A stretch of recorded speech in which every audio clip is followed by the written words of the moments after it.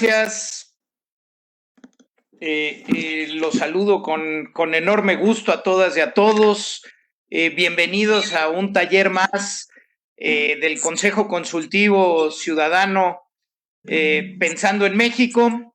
Me informan que ya estamos transmitiendo en vivo desde este momento a las redes sociales. He de decir que el taller de la semana pasada que tuvimos alcanzó a más de 20,000 personas, lo cual agradecemos profundamente que nos hagan favor de seguirnos y de acompañarnos en esto. Empiezo comentando, como cada ocasión, que Consejo Consultivo Ciudadano Pensando en México es resultado de la generosidad y la visión de Movimiento Ciudadano, que ha abierto sus puertas para que un grupo de mexicanas y mexicanos podamos encontrar un espacio que deliberadamente desde la administración se ha cerrado, que es el de las organizaciones de la sociedad civil, el del conocimiento y la ciencia y la especialización, y el de la pluralidad. Este consejo busca la pluralidad y nuevamente a Movimiento Ciudadano. En unos momentos se unirá el senador Clemente Castañeda. Hay varios diputados y otros senadores ya con nosotros. Está Jorge Álvarez Maínez, secretario general. Pues otra vez, muchas gracias y ya estamos. Tenemos un panel hoy de lujo. Es un agasajo poder estar el miércoles a mediodía con 5 mujeres y hombres que están en la trinchera de la batalla del COVID-19 el día de hoy.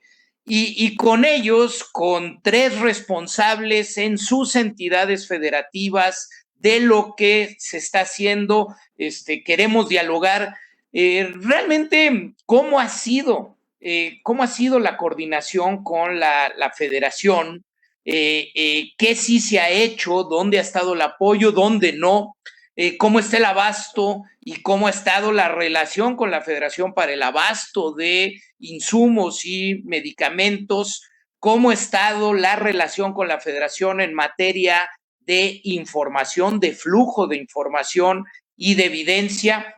Y por supuesto, pues queremos escuchar en el caso de Jalisco, en el caso de Chihuahua, en el caso de Tamaulipas, que la doctora Gloria se unirá un poquito más tarde, que la llamó el señor gobernador de su entidad.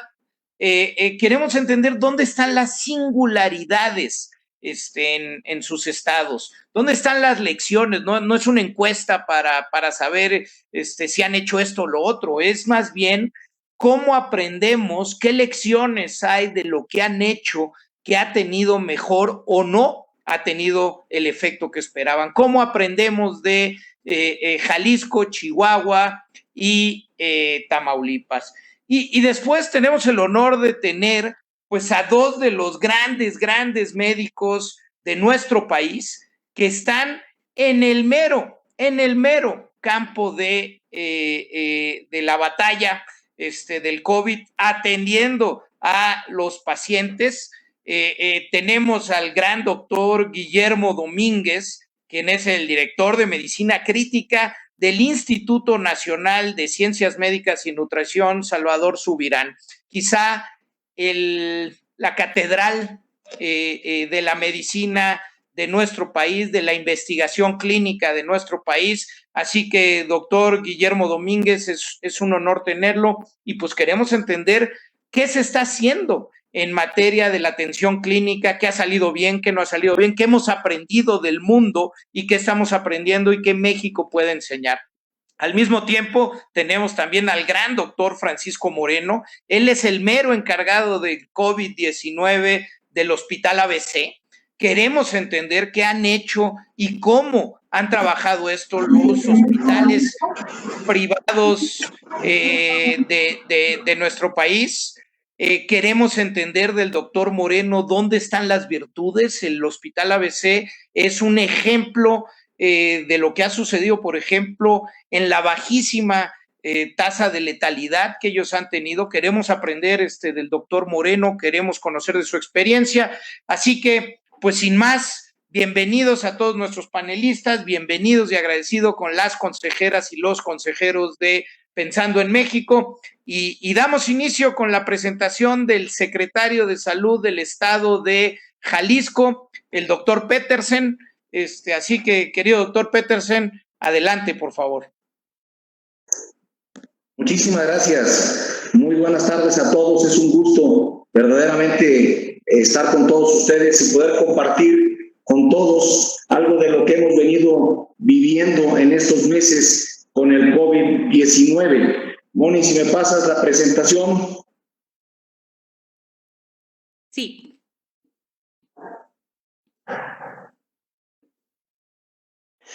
Bien,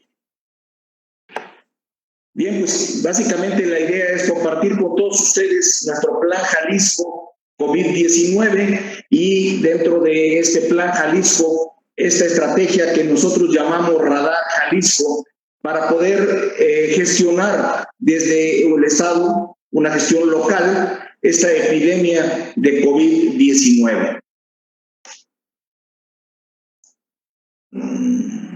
Déjame pasar la que sigue. Bueno, el punto es de dónde partimos. Esto es importante decir que Jalisco fue de los primeros estados del país que identificó y notificó casos sospechosos de COVID-19 y lo hicimos el día 22 de enero del 2020 con 3 casos sospechosos, un viajero y 2 contactos intradomiciliarios. Ellos habían viajado a Wuhan y fueron descartados por el INDRE el día 24 de enero del 2020. Estos fueron nuestros primeros pacientes que empezaron a alertar al estado de Jalisco de la presencia de esta enfermedad. ¿Sí? Nosotros, una de las partes importantes que creemos fue el hecho de haber iniciado separando el call center del SAMU hacia un call center específico que lo hicimos el día 2 de marzo del 2020, en donde establecimos un call center muy específico para la notificación de los casos. Esto tenía varias finalidades, pero la primera de ellas era el evitar que las gentes estuvieran acudiendo a, sobre todo, preguntar, a hacerse presentes en los hospitales y poder así tener un cierto control. Hasta el momento llevamos más de 19,820 llamadas a este call center que nos ha podido ayudar tanto a separar a las personas como a darles también las citas para donde tenemos que hacer nuestras pruebas diagnósticas. ¿La que sigue? Es importante decir que el gobierno de Jalisco instaló una mesa de trabajo permanente desde el día 12 de marzo del 2020 y que con esta instalación básicamente instalamos lo que fue la jornada estatal de sana distancia hace 61 días, es decir, 10 días antes de que se declarara la Jornada Nacional de Sana Distancia. ¿La que sigue? Es importante también decir que para el día 13 de marzo, cuando a nivel nacional ya se habían tenido 26 casos confirmados, en Jalisco todavía no teníamos casos confirmados.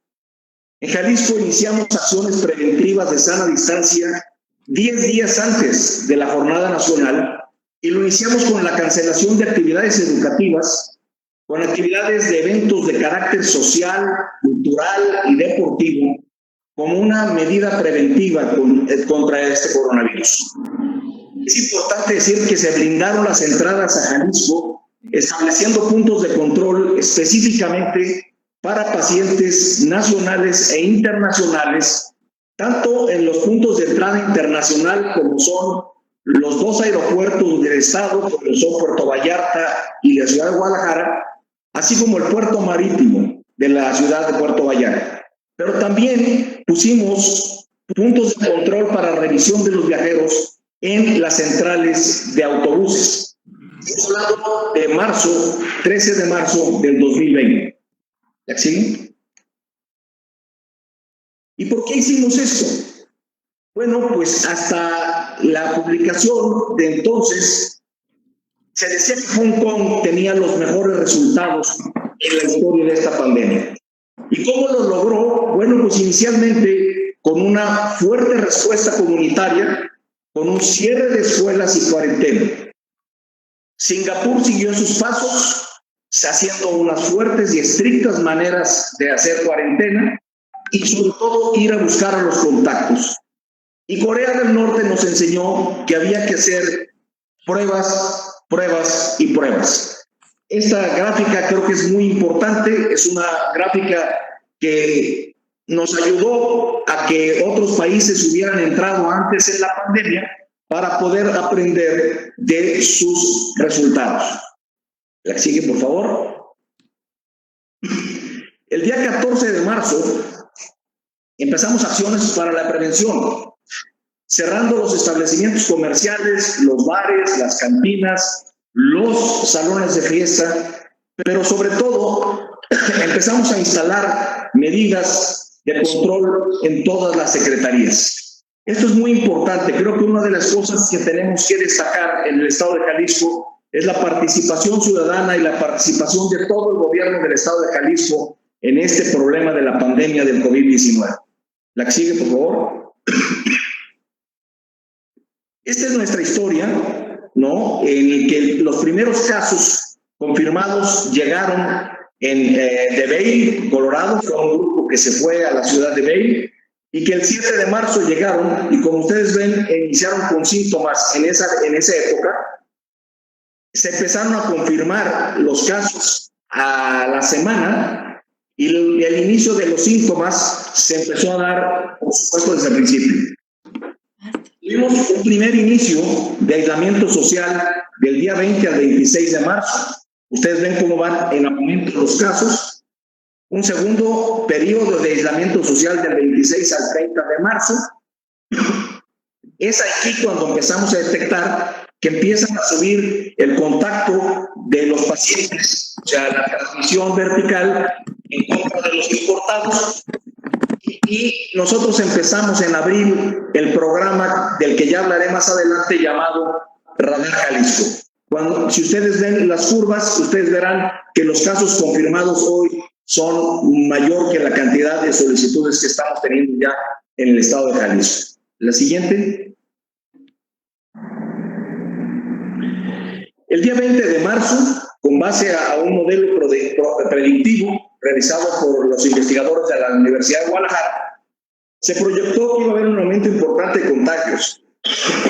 El gobernador Enrique Alfaro hizo un llamado a todos los jaliscienses a no salir de su casa durante 5 días con el fin de controlar el crecimiento del contagio del COVID-19.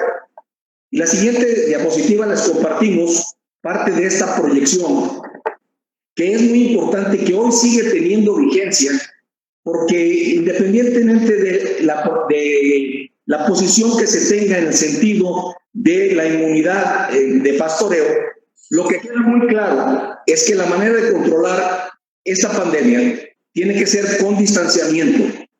El distanciamiento inicial se pensó en la manera de aislar a las personas. Este estudio que hizo la Universidad de Guadalajara planteaba los diferentes escenarios de cómo, si no hacíamos nada, cuál era la proyección de casos que tendríamos. ¿Qué pasaría si se quedaba el 20%, el 40%, el 50% y el 60%? Y es importante decir que para el 9 de abril nosotros teníamos, el 28 de marzo ustedes pueden ver, nosotros teníamos 82 casos, que era la proyección de un 40%. Sin embargo, para el día 9 de abril ya traíamos una proyección de que la gente había atendido nuestro llamado y había quedado en casa un 54%. Las diferencias son muy significativas, porque si ustedes ven en esta proyección, en la cual nosotros para esa fecha teníamos 139 casos, nosotros nos encontrábamos con que la probabilidad de el estar en casa, del quédate en casa, era del 54%. Si no hubiéramos hecho nada, la proyección nos decía que los casos para Jalisco en esa época estarían entre 3.625 y 4.472 casos. Es decir, esto es muy importante y esto marcaba una parte muy sustancial de lo que hoy día todos los investigadores les queda claro, que es que tenemos que tener una sana distancia y que tenemos que tener momentos de aislamiento social. La siguiente, por favor. El día 20 de marzo se generó un plan emergente porque el meter a todos en su casa implicaba la necesidad de la protección del empleo y el ingreso de las personas. Eso fue muy importante y se trabajó con los gabinetes económico, con el gabinete social y con todos los gabinetes a fin de hacer un plan emergente de protección. Se tuvo también comunicación con las diferentes entidades religiosas, se suspendieron las misas, se suspendieron las actividades religiosas. Y bueno, Jalisco es una área muy importante porque venían dos fechas muy importantes de actividad religiosa, como era la Semana Santa y las peregrinaciones. La que sigue, por favor. Obtuvimos un gran apoyo por parte de las asociaciones religiosas y la gente fue invitada y de una manera muy importante respondió al no acudir a estas peregrinaciones y a estas celebraciones. El día 4 de abril, el gobierno de Jalisco llama a no salir de vacaciones para poder contener el COVID-19 y quedarnos en casa. Ese mismo día se sesiona el Comité Estatal de Emergencia en Jalisco para tomar medidas de apoyo frente a esta pandemia. La que sigue, es decir, empezamos a generar una serie de responsabilidades compartidas con una serie importantísima de actores, tanto políticos como sociales, como institucionales, a fin de que todo el mundo se sumara a eso.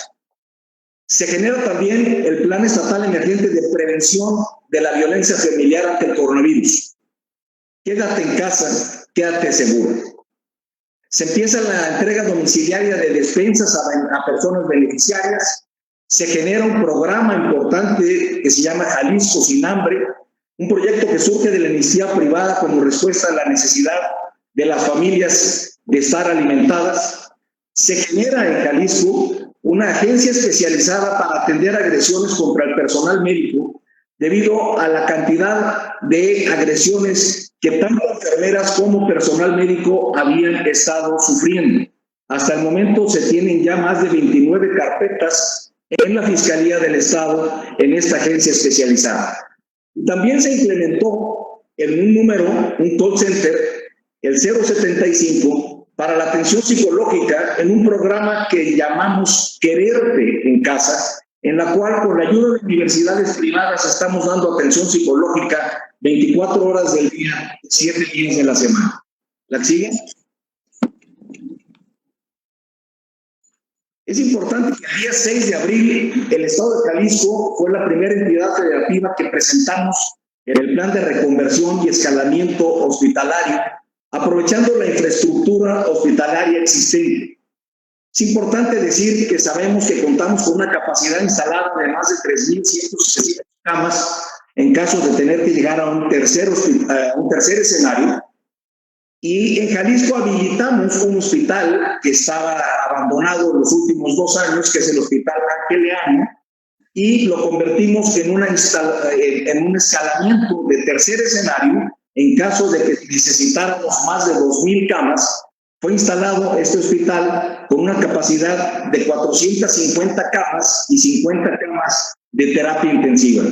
Importante decir que toda la instalación y todo el equipamiento del Hospital Ángel Leaño fue gracias a los donativos y a las donaciones que la sociedad civil ha estado haciendo para poder reactivar esta instalación hospitalaria en vez de poner otras instalaciones.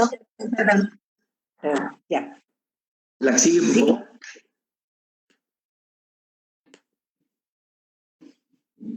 Nosotros, desde que empezamos con Radar Jalisco, empezamos a buscar los posibles contagios del COVID a través del muestreo a la... Permítame tantito. Es importante decir ya me hice bolas aquí. Que a diferencia de... Es que les tenía que dar a las personas que ¿Alguien está hablando? ¿Pueden apagar su micrófono? Nosotros implementamos como esta estrategia radar módulos fijos y módulos itinerantes que recorren los diferentes municipios de la entidad a fin de poder hacer pruebas en todos y cada uno de los municipios del estado de Jalisco. ¿La siguen? Es importante decir que en Jalisco se ha realizado un trabajo coordinado muy importante entre el gobierno, los empresarios, la sociedad civil, para hacer un balance cuidadoso entre la salud de las personas sin descuidar la actividad económica necesaria para las poblaciones, lo cual refleja en los resultados lo que está haciendo en nuestro estado, que nuestro estado es uno de los de menor incidencia. Sí, es importante que Jalisco estamos en el 9º lugar por casos, pero estamos en el 21º lugar por tasa de incidencia y el 23º por tasa de mortalidad. ¿La que sigue?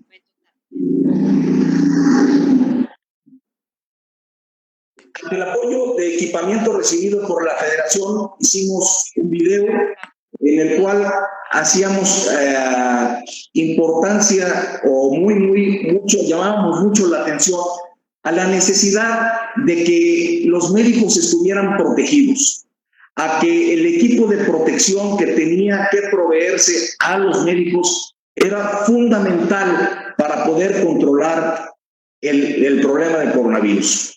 México es de los países que mayor incidencia tiene de afectación al personal médico y pensamos que mucho se debe a la necesidad de la implementación de equipos de protección a nuestro personal de salud.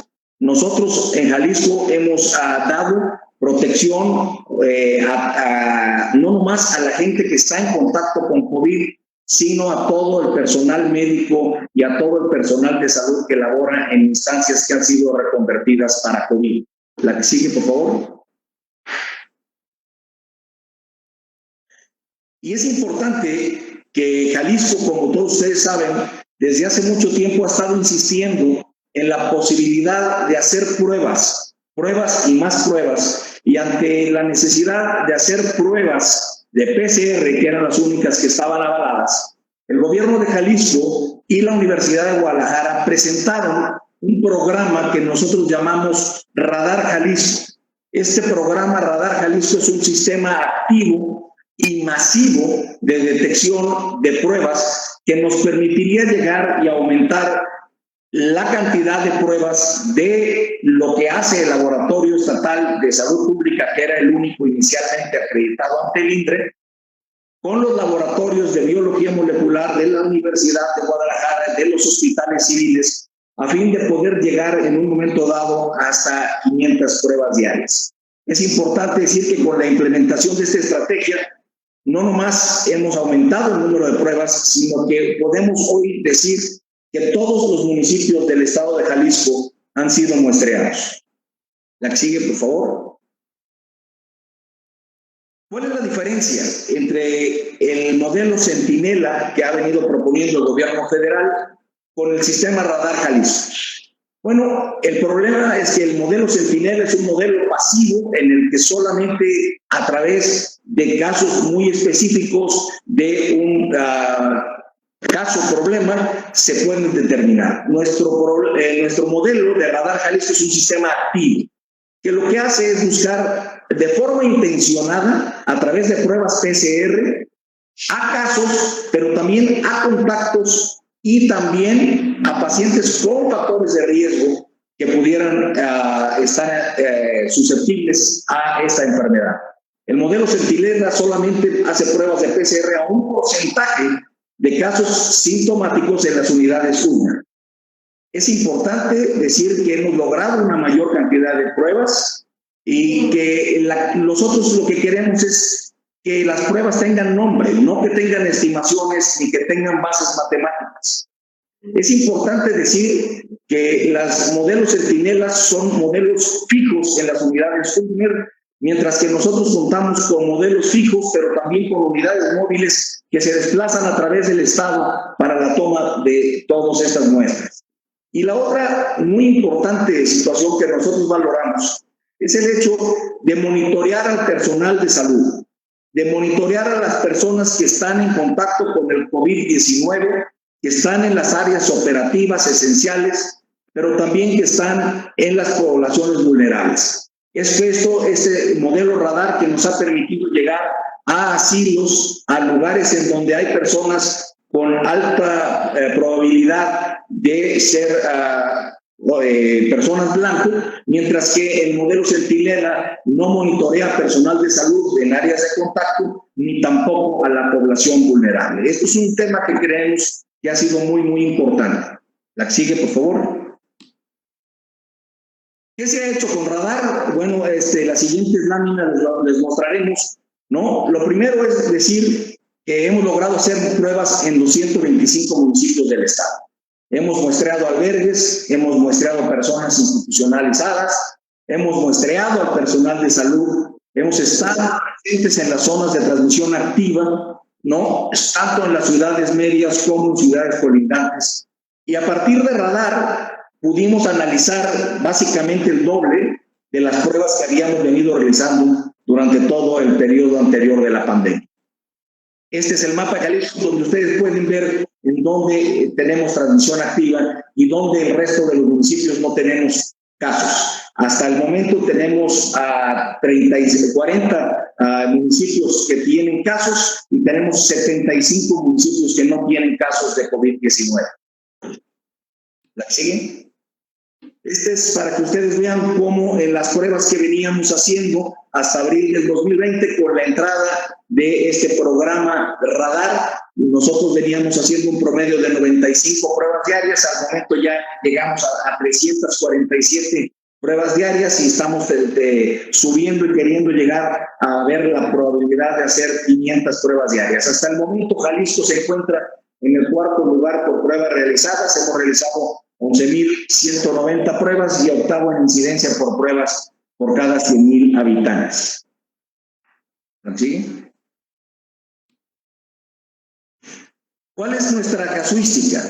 Nosotros tenemos hasta el momento 670 casos confirmados que son reportados en el sistema nacional, 477 sospechosos, 6,561 descartados y 55 defunciones. La Universidad de Guadalajara ha detectado 199 casos, 89 sospechosos y ha descartado 2,921. El laboratorio privado avalado por el INDRE, 58 confirmados, 692 descartados, para darnos un total de confirmados en el estado de Jalisco de 927 casos, 566 sospechosos y 10,174 descartados. Esto es importante porque si ustedes ven los números, ya lo decía en alguna ocasión la doctora Gloria, nosotros si solo tomáramos el registro federal, pues estaríamos haciendo un cálculo de las probabilidades. Sin embargo, hoy en Jalisco tenemos 927 personas identificadas con sus contactos respectivos, a los cuales podemos no nomás aislar, sino también ir a buscar más contactos. Esto creo que es un tema muy, muy importante. La que sigue, por favor.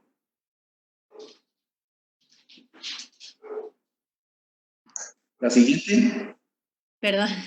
Los recuperados. Nosotros también definimos, porque estábamos viendo que había muchísimos pacientes que después de 28 días tenían pruebas positivas. El criterio clínico y laboratorial que hemos determinado en Jalisco es que hayan transcurrido 21 días a partir del inicio de signos y síntomas, pero que tenga una prueba de PCR ya negativa de control, que no tenga sintomatología al menos durante 7 días consecutivos y que no se encuentre hospitalizado.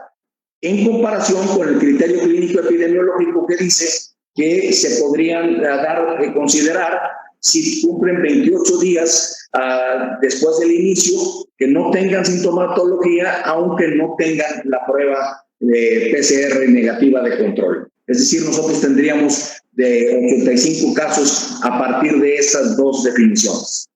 ¿La sigue?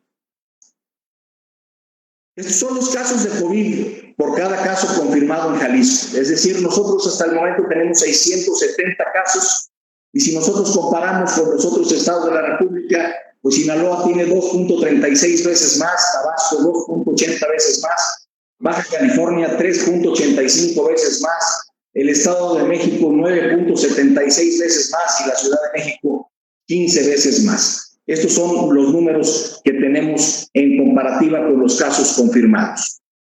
¿El siguiente?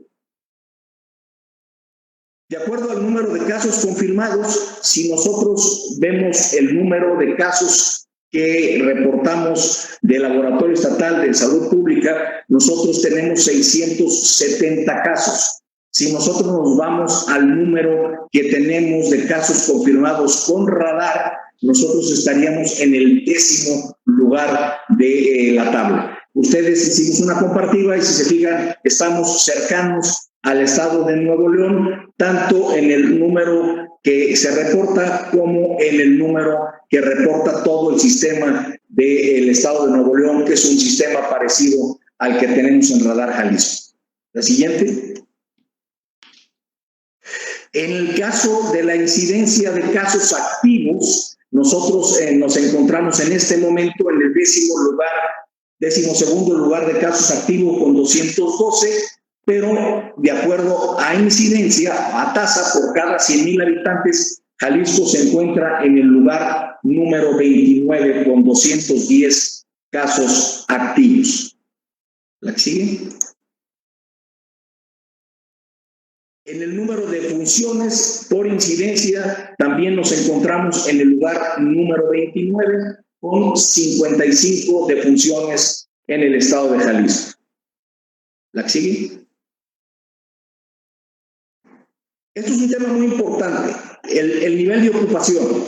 Nosotros al día de hoy tenemos 150 personas hospitalizadas en los diferentes sectores, 98 en el IMSS, 7 en el ISSSTE, 45 en el sector salud, con lo cual tenemos hasta el momento una ocupación del 10.9% de la capacidad que tenemos en la primera etapa. Es importante decir que para la primera etapa consideramos 1.380 camas en las diferentes instituciones. ¿La que sigue? ¿Y hacia dónde vamos? Bueno, tenemos que tener criterios de muchos orígenes. El primero de ellos es el criterio epidemiológico y necesitamos, antes de empezar a pensar en el retorno a las actividades, tenemos que definir y demostrar que la propagación de la enfermedad ha disminuido y se ha estabilizado por un tiempo sostenido. Que tenemos además suficiente capacidad en el sistema de salud. Esto es muy, muy importante. Al abrir las opciones, al abrir el confinamiento, la cantidad de casos va a ir definitivamente en aumento y tenemos que tener suficiente capacidad en el sistema para poder hacer una apertura importante. La capacidad de monitoreo es fundamental. Necesitamos aumentar la capacidad de pruebas a gran escala para poder detectar de forma temprana y objetiva, pero también controlar la propagación del virus. Estos son 3 criterios desde el punto de vista médico muy, muy importantes. El epidemiológico, la capacidad del sistema de salud y la capacidad de hacer pruebas y monitoreos adecuadas. Esos son 3 muy, muy importantes criterios que hemos establecido y que hemos venido planteando. ¿La que sigue? Hay otros aspectos que creo que son importantes que se verán aumentados de acuerdo a nosotros empecemos la movilización para la actividad económica. Por supuesto, la reincorporación laboral de las cabezas de familia por el cierre de actividades escolares implica un mayor riesgo de transmisión del virus a población de 60 años o más, porque los niños quedarían a cargo de los mayores de 60 años. Derivado de una mayor movilización poblacional, tendremos que tener cuidado en poblaciones de factores de riesgo diferentes a los estudiados hasta la fecha y que pudieran representar mayor probabilidades de complicaciones. Es importante decir que hay una carga de enfermedad diferente a la COVID-19 que ya hoy se encuentra rezagada. Al hacer la conversión de los hospitales, al cancelar hoy día las consultas externas de muchísimos de los hospitales y muchísimas especialidades, traemos ya una carga de enfermedad que no es COVID rezagada que tendremos que tener resuelta y que representará un riesgo de saturación hospitalaria a corto plazo. El levantamiento paulatino de las restricciones va a implicar un mayor riesgo de transmisión de la enfermedad asociado a la movilidad, con un mayor número de contagios que tendremos que considerar como un riesgo que va a ser un riesgo que tendrá que ser un riesgo valorado. La que sigue, por favor. Es importante que tendremos que también adecuar el monitoreo de las pruebas a esta reactivación. Tendremos que mantener la vigilancia epidemiológica con estudios de casos y contactos. Tendremos que reforzar la toma de muestras en las ciudades y en los municipios en los cuales vamos teniendo un aumento de casos en los últimos días. Tendremos que incrementar el número de muestras en ciudades y municipios que están en colindancia con otros estados y otros municipios que tienen mayor número de casos. Y por supuesto tendremos que incrementar el número de muestras en municipios que tengan actividad económica, industrial y municipios colindantes cuyas cadenas de proveeduría estén entrelazadas. Es decir, tendrá que haber una adecuación importante en la reactivación que se plantee para el número de pruebas que tengamos que ir haciendo. La siguiente. Acciones claves para Jalisco. Creo que es importante que nosotros, nuestros resultados hoy, pensamos que tienen que ver con el hecho de que tuvimos una anticipación, una aplicación precoz de medidas de salud públicas, como el cierre inicial de las escuelas. También pensamos que algo que nos ayudó fue el poner puntos de control en las zonas de tránsito de viajeros. Creo que la variedad de medidas aplicadas para controlar el crecimiento exponencial de la epidemia también nos dio resultado. Los asintomáticos han tenido un papel muy importante y entonces es importante seguir haciendo búsqueda de los contactos de los casos positivos y no solo el muestreo de los casos positivos. Lanzamos en Jalisco un mismo mensaje en todos los sectores. Creo que esto es fundamental. Tenemos que hablar el mismo lenguaje desde el gobierno, desde lo académico, desde la iniciativa privada y la sociedad en su conjunto. Creo que es importante decir que Jalisco tomó medidas rápidas y tuvo conciencia de que había que empezar a adelantarse en las etapas. Y fue fundamental la manera en que se comunicó qué se estaba haciendo, cuáles eran las razones por las que se estaba haciendo y que la población entendiera el riesgo del crecimiento exponencial de los contagios. Esto ha sido muy, muy importante. Ha habido una enorme corresponsabilidad y creo que en Jalisco la gente se quedó en casa. ¿La que sigue? Pensamos, y como conclusión diríamos que la pandemia es una oportunidad entre el país y los estados de compartir experiencias, de compartir decisiones. Es importante comparar los resultados porque esto nos sirve para aprender. Pero hasta que no tengamos el fin de esta ola epidémica, las conclusiones que vayamos tomando no serán del todo sólidas. Nadie sabe hasta cuándo va a infectar el virus, cuáles van a ser sus rebrotes, ni cuánto daño pueda seguirse haciendo. Por lo que pensamos que tenemos que estar atentos, alertas, en comunicación y sobre todo abiertos a cualquier comentario que nos pueda ayudar a brindarle a la ciudadanía una mejor atención. Muchísimas gracias. Muchas gracias, querido doctor Petersen, y bueno, pues felicidades, hasta hoy realmente pues han sido ejemplo y los resultados se notan. Saludo, ya se incorporó el senador Clemente Castañeda, el coordinador nacional de Movimiento Ciudadano. Nuevamente, gracias, senador, por la oportunidad de poder hacer entre ciudadanas y ciudadanos este esfuerzo. Gracias a ti, Salomón, y muchos saludos a todos. Disculpen la tardanza. Gracias. Bueno, me informan que la doctora Mirna Beltrán tuvo que atender nada más una pequeña coyuntura. Entonces, si no tienen inconveniente, paso la palabra a, como decía, al respetadísimo Guillermo Domínguez, El doctor Domínguez es quien atiende, es la cabeza en el Instituto Nacional de Ciencias Médicas y Nutrición Salvador Subirán en nutrición. Él es la cabeza de toda la atención crítica. Nos interesa muchísimo, doctor, que nos comente pues cómo ha sido la reconversión de nutrición a un hospital COVID, cómo están de abasto, cómo están los tratamientos, en qué fase estamos, cómo va la saturación del hospital, en fin, estimado doctor Domínguez, adelante, por favor. Gracias, muy buenas tardes a todos, gracias por la invitación.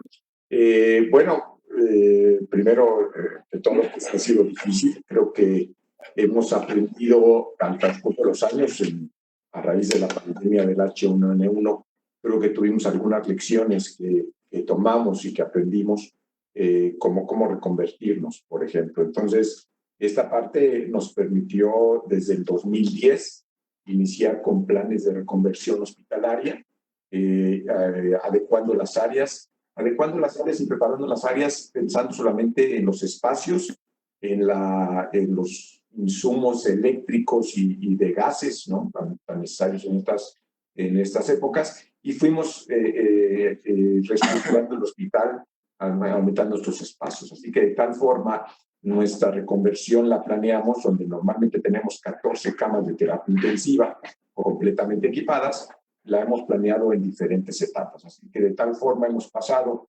de 14 camas a una segunda fase de 22, a una tercera fase de 42 y a una cuarta fase que será de 56 camas de acuerdo a cómo han sido los requerimientos. Quizá el punto más crítico ha sido el personal de salud, y quizá lo más crítico son el personal de enfermería. Creo que ha existido a veces mala información, si es una pandemia con un gran riesgo, es un virus que tiene una gran contagiosidad. Y bueno, esto ha ocasionado que todos aquellos que tienen algún factor de riesgo, como más de 60 años, hipertensión, diabetes, obesidad, hayan decidido tomar este privilegio, podríamos decir, de poder ausentarse, y de igual forma el personal de enfermería, en la medida que se ha contratado, algunos han decidido finalmente no enfrentar esta batalla. Es algo, el día al día, el cotidiano, el hacer cotidiano es muy difícil. Es muy difícil estar dentro de las unidades de terapia intensiva por este equipo de protección que tiene uno que tener, por este movimiento continuo, por el calor que existe, la deshidratación que lo ocasiona. Pero creo que el equipo que hemos formado en las áreas críticas en nutrición ha sido un equipo que es fuerte psicológicamente, que ha estado totalmente dedicado, y también quiero decir con mucho orgullo, se han sabido cuidar unos a otros. Esto es un trabajo en equipo, el cuidarnos, el cómo vigilarnos, cómo nos vestimos, especialmente, como se ha descrito en otros casos, como el caso de ébola, la mayor cantidad de contagios en la desvestida. Si esto lo hacemos en equipo, como todo lo que hacemos en el día a día, creo que nos hemos protegido de una forma adecuada. Hasta el momento actual en nuestra unidad, quiero decirles, no llevamos un solo contagio de personal de salud, y esto es gracias a la metodología que hemos seguido y que nos hemos ido capacitando, y que cada vez que vamos a abrir una nueva área, vamos capacitando a nuestro personal, que es quizá un gran reto, esta amalgama del personal experimentado junto con el personal que estamos contratando, que muchos son enfermeras generales que no habían trabajado en anexos hospitalarios. Nos toma aproximadamente un par de semanas tenerlas bien preparadas, bien capacitadas, como les decía, no solamente físicamente, no solamente en la parte de atención a la salud, sino también psicológicamente estar reuniéndonos y que entiendan lo que vamos a efectuar. Entonces, esto es algo sumamente importante, una labor de equipo, de cuidarnos, de saber que todos estamos interesados en que nadie se contagie y que tenemos que finalmente brindar esta atención. Evidentemente, la saturación sí llega a este hospital, sí estamos saturados, sí tenemos que, una vez que alcanzamos nuestro punto de equilibrio, nuestro punto de saturación, vamos abriendo más áreas conforme vamos preparándolas también. Claro que requerimos adecuarlas, hacer esclusas para poder marcar claramente los sitios de ingreso, de egreso, con la mayor seguridad al personal que está dentro de las áreas críticas, así como al personal o los pasillos externos para poderlo hacer. Quizá hemos aprendido también que las primeras informaciones que venían de China no eran completamente al 100%, no eran lo que estamos viendo. Evidentemente, si ustedes recuerdan, hace 2 meses o 10 semanas, nos enfrentamos a un virus que tenía una tasa de contagio, una tasa de transmisión muy similar a la influenza. Se recomentaba en las diferentes publicaciones que, bueno, era una tasa similar a la influenza entre 1 y 2. Sin embargo, ahora vemos que la tasa de contagio, la tasa de ataque ha sido mucho mayor que lo que se había visto, quizá porque faltaban algunos datos o quizá porque estábamos realmente como comunidad subestimándolos. Pero bueno, esa es la realidad. Sabemos que tenemos una gran contagiosidad. También hemos aprendido, y dentro de las cosas buenas, podríamos decir, entre comillas, de haber estado en esta época, no al principio, que tenemos algunos medicamentos que han demostrado cierta efectividad. Desafortunadamente no todos, algunos otros han sido solamente comentarios o opiniones de gente experta, como es el caso de la hidroxicloroquina, donde a raíz de un comentario, de una opinión de experto, se empezó a utilizar, y al momento actual podemos decir que no existe una posición concreta de la comunidad mundial sobre el beneficio de la hidroxicloroquina combinada o sola con acitromicina. Entonces, bueno, estas son de las cosas que hemos aprendido. Quizá también, a diferencia del 2009, tenemos mucho más información por las redes sociales. Tenemos información, alguna de mucha calidad, pero también hay que decirlo, alguna de muy mala calidad, que nos ocasiona también este gran miedo y gran pavor de mucho personal que quisiera enrolarse a manejar a estos pacientes, a que desistan de último momento y no trabajar con nosotros. Pero dentro de los medicamentos, como lo ha mencionado Salomón, existe una gran oportunidad de aprender, de hacer protocolos de investigación, como es mucho a lo que están dedicados los Institutos Nacionales de Salud, como es el caso de nutrición, y hemos podido protocolizar para tratar también de generar conocimiento, para nosotros, hacia el mundo, hacia la comunidad científica, para saber qué es lo que estamos. El hospital, el instituto ha trabajado en diferentes protocolos. En el Remdesivir, en la primera etapa de Remdesivir también participamos con el doctor Ruiz Palacio a la cabeza, y algunos otros como el tocilizumab, que ha sido un estudio abierto. Estamos por entrar a un estudio multicéntrico con los Institutos Nacionales de Salud, donde el plasma convaleciente quizás es nuestro target, que también podría tener un gran beneficio, y un par de estudios propios que se han estado y que se han sometido a los comités de éticas, como es el de colchicina, y que puede tener también algún punto de acuerdo a la fisiopatología que hemos aprendido de esta enfermedad. Ha sido grandes retos, hemos encontrado y hemos aprendido a manejar que, además de que tenemos una gran afección pulmonar, tenemos una gran afección, un gran concierto de estas mediadores inflamatorios, como son las citoquinas, las interleucinas, y también hemos sabido que tiene una gran alteración a nivel de coagulación, que también vale la pena decir, entre paréntesis, esto genera una gran desinformación. Hubo algún folletillo ahí que decía que estaban ventilando a los pacientes y que se morían porque los ventilamos. Entonces hemos aprendido que también hay información que hay que desechar. Esto también nos ha permitido desarrollar, dentro de otra parte, estar trabajando en el desarrollo de un ventilador mecánico. Esto es porque sabemos que es una deficiencia no solamente en México, sino a nivel mundial, de la cantidad que cuenta cada país con ventiladores masivos. Nos ha permitido también regresar a la fisiología pulmonar, aprender a trabajar con ventiladores que a lo mejor no son tan avanzados o ultra microprocesados, con pantallas y múltiples parámetros, para recordar los parámetros básicos de ventilación mecánica y poder adaptar y poder brindar soluciones que de otra forma no tendrían pacientes acceso a un ventilador mecánico. Como sabrán, en el mundo existe una gran demanda.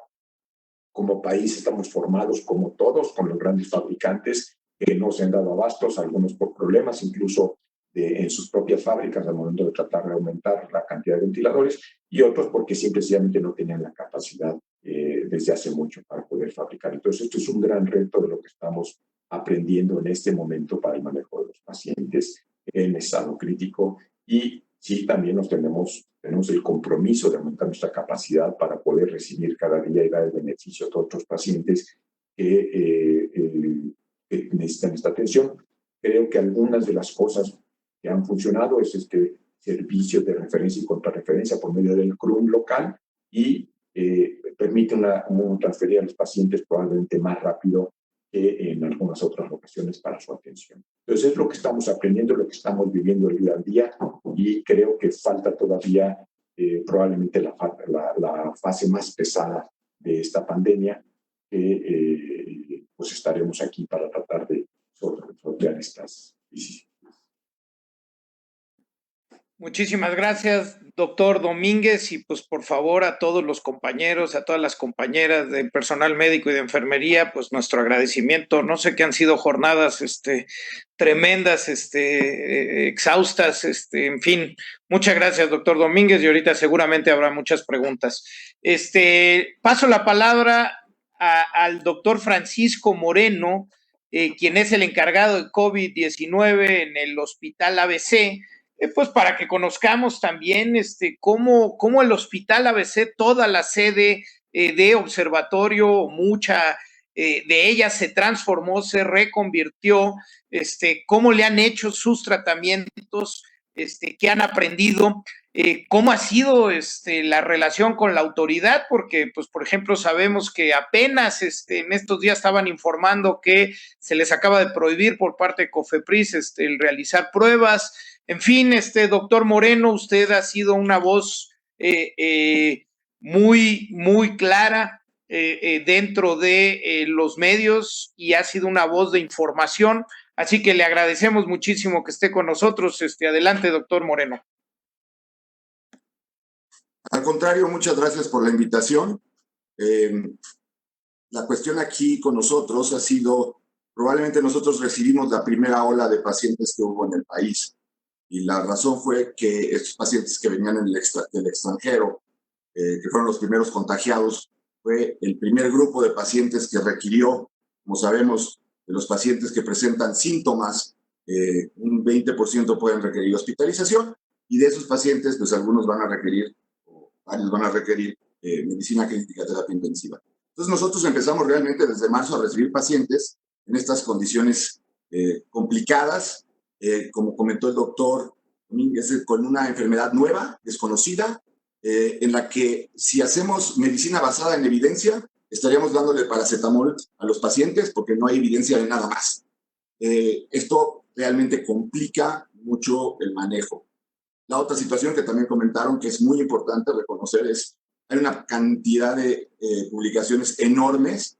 Y hay un artículo muy bueno del grupo de Oxford que dice que en condiciones normales el 98% de esos artículos no se publicarían porque no cumplen con los requisitos necesarios para hacer una publicación. La verdad es que lo que estamos presentando en muchos casos son estudios retrospectivos, en otros casos son observacionales nada más, y a veces hay resultados increíbles con 6 pacientes que pues, no pueden llevarnos a decidir algo. Entonces, lo que quisiera es presentarles qué es lo que tenemos en el hospital. Ahorita ya llevamos 158 pacientes, pero esta es la presentación.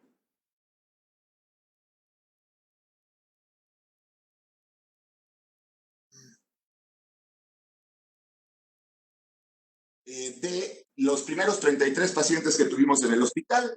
Como les comento, ahorita tenemos 158 pacientes que han estado en el hospital, de los cuales ya ha habido un porcentaje de aproximadamente 72 altas y afortunadamente tenemos únicamente 2 defunciones.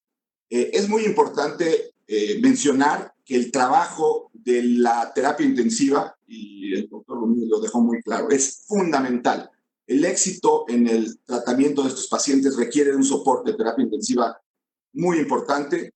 Hemos aprendido también que, siendo una enfermedad particular, la sobrecarga hídrica, la pronación y algunas cosas, pero prácticamente yo diría que el 90% del éxito que tenemos lo debemos a que tenemos un equipo excelente de terapia intensiva que sabe manejar los pacientes ventilados, que sabe cuáles son los mecanismos para tratar de que estos pacientes tengan un curso pues, lo mejor posible. Lo que hicimos fue, diseñamos unas guías, somos 9 infectólogos los que estamos involucrados en esto, Estas guías las platicamos con personas en Estados Unidos, en España, Inglaterra, Italia y China. Cada semana nos reunimos y tratamos de establecer si hay algo realmente pues, nuevo. Por ejemplo, hoy hay un estudio de hidroxicloroquina que hace pensar que realmente dudar de si debemos de seguir utilizando hidroxicloroquina o no. Pero insisto, el problema aquí es que tenemos que ver que no hay una medicina evidente hasta este momento y tratar de encontrar qué es lo que ha funcionado en otros centros. Esto, como les digo, se actualiza constantemente y clasificamos a los pacientes según las guías de la CDC de China, en aquellos en enfermedad leve, en que no tenían neumonía, con una neumonía leve, con una saturación mayor o igual a 90 y con un curve igual a 0 o a 1, ¿no? Estos pacientes eran evaluados y se decidía la admisión de pacientes únicamente que requerían hospitalización. Y esos eran empezados con enfermedad severa, con disnea, frecuencia respiratoria mayor o igual a 30 respiraciones por minuto, con una saturación menor a 90%. La saturación ha sido algo muy importante. Hemos incluso tratado de que la sociedad como tal logre conseguir oxímetros, porque pues, en esta situación, como mostraré en un futuro, yo creo que una de las grandes ventajas o de las posibilidades de que tiene un paciente de salir adelante es que llegue en forma oportuna. Hay muchos pacientes que llegan ya con una enfermedad muy avanzada, con saturaciones muy bajas, y es muy complicado. La enfermedad crítica, evidentemente, es la presencia de una neumonía severa, con un síndrome de distrés respiratorio agudo, sepsis o choque séptico, o la presencia de falla orgánica. Entonces, lo que hacemos es hacer unos estudios de laboratorio y gabinete que ya están establecidos para hicimos dos brazos de tratamiento. Un grupo 1 que recibe hidroxicloroquina, 400 miligramos cada 12 horas y después 200 miligramos cada 12 horas por 5 a 10 días, y acitromicina, primero en una dosis única de 500 miligramos y 250 cada 24 horas por 5 días. En ese brazo agregamos lopinavir, Rito. También Lopirrito ha tenido un artículo fuerte del New England que demostró que su beneficio era muy pobre. Luego se habló que no se había realmente medido en forma temprana. Ahora hay también un editorial del New England que dice, no, si tomamos también desde la parte temprana, también no va a haber muchos resultados. Pero realmente lo que tenemos, nosotros no tuvimos el acceso a recibir como lo tuvo el Instituto Nacional de la Nutrición, entonces hemos estado trabajando con estos dos grupos. El otro grupo recibe hidroxicloroquina y acitromicina. Evidentemente, se evalúa la necesidad, de acuerdo a procalcitoninas a cultivo, de agregar al esquema antibióticos si pensamos que hay una sobreinfección. En el caso de enfermedad crítica o enfermedad no crítica con progresión radiológica e insuficiencia respiratoria, lo que hemos utilizado que nos ha dado resultados es tocilizumab. En el caso de tener contraindicación de tos y por alguna cuestión de procalcitoninas muy altas o por evidente presencia de una infección activa, entonces utilizamos metilprednisolona. Y lo que también tenemos es una unificación para los criterios de egreso. No dejamos ir pacientes a menos de que cumplan con estas características, al menos 72 horas sin fiebre, una frecuencia cardíaca de 100 latidos por minuto, menor a 100 latidos minuto. Uno de los problemas evidentes de esta enfermedad lo demostraron los italianos al empezar a hacer autopsias en esos 50 pacientes que describieron, es que hay un problema de coagulación intravascular diseminada. Recordemos que la coagulación intravascular diseminada es parte de la cadena de inflamación, entonces no es sorprendente que esto suceda, ni tampoco nos debe de asustar de que es un virus trombótico por sí mismo, sino desencadena una reacción de inflamación muy severa, y parte de esa cadena de inflamación es pues, el problema de la coagulación, en donde hay una presencia de coagulación acelerada. Entonces la mayor parte de nuestros pacientes están anticoagulados, algunos en forma profiláctica, dependiendo del dímero D de inicio, y otros en forma terapéutica si el dímero D es mayor a 3. Y también tomamos un hisopado del nasofaringeo de COVID al dar de alta al paciente. Aún así, después de que tengan un COVID, aunque este sea negativo, recomendamos que permanezcan 10 días aislados en su domicilio. Y bueno, les quiero presentar un poquito los datos. Tuvimos pacientes, la media de pacientes de edad con neumonía fue de 59 años, un poquito más bajo de los 60 de los que hablan la mayor parte de los reportes. y no es sorprendente que los pacientes que tienen enfermedad crítica sean un poquito mayores. También algo que se ha reportado en todos los estudios epidemiológicos que se han hecho en el mundo, una mayor proporción de hombres que de mujeres, y algo muy evidente en México, y que esto lo seguimos viendo, ahorita tenemos pues, más de, como les comentaba, más de 150 pacientes, y prácticamente el 80% de nuestros pacientes tienen obesidad, una masa corporal alterada, y además es evidente que mientras mayor la masa corporal, mayor el tipo de complicaciones. Algo que se ha comentado y que ha sido incluso noticia en los últimos días es que sabemos que la prueba de PCR no es perfecta y hay pacientes que tienen una prueba de PCR negativa y que todo su cuadro clínico y radiológico y laboratorial sugiere COVID. Esos pacientes se ingresan y se les hacen segundas pruebas y hubo un paciente que tuvo 2 pruebas negativas y de la tercera tuvo una prueba positiva.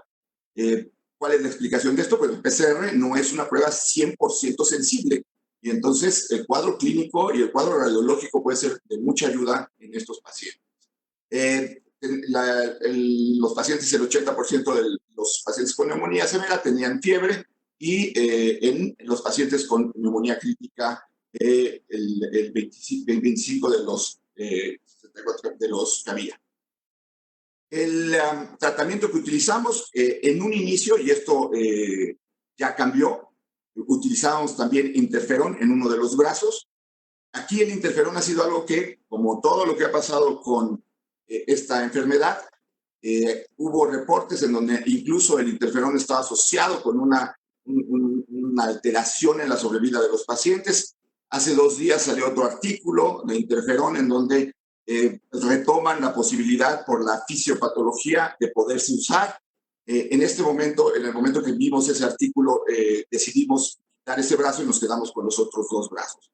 La mayor parte de nuestros pacientes han requerido de la utilización de tocilizumab, que ha sido realmente para nosotros lo que llamamos un game changer, algo que realmente nos cambia la evolución de los pacientes, porque pues, al ser un inhibidor de la interleucina 6, disminuye de una forma muy importante la inflamación en estos pacientes. Es importante también considerar que pues, hay sobreinfección bacteriana y siempre da miedo dar un medicamento inmunosupresor en un paciente que tiene este riesgo.